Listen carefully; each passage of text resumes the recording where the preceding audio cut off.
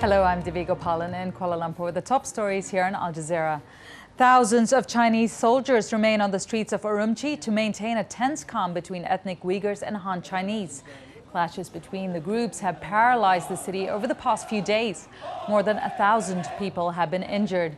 Authorities say they're not sure, but how many of the 156 people killed were Uyghur and how many were Han.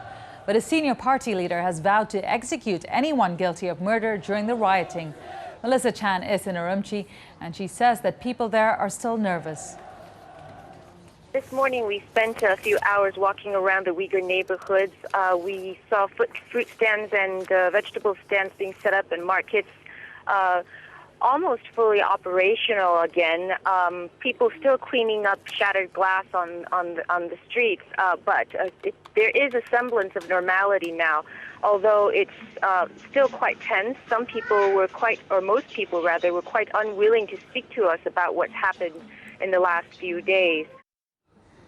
China has formally arrested 4 executives of mining giant Rio Tinto on spying charges, according to the state media.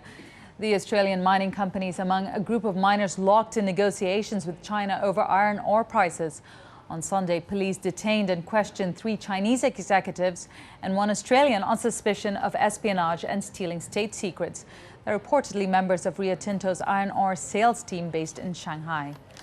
At least 19 people have been killed in a roadside bombing in Logar province, central Afghanistan.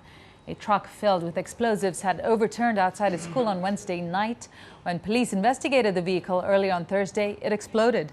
17 civilians who were killed, 15 of them students, and 2 policemen were also killed. It's believed the explosives were detonated by remote control. G8 leaders meeting in Italy have released a joint statement on climate change.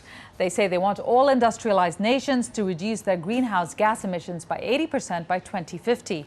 But the leaders did not set near-term reduction targets, and 17 developing nations at the talks refused to commit to any targets at all.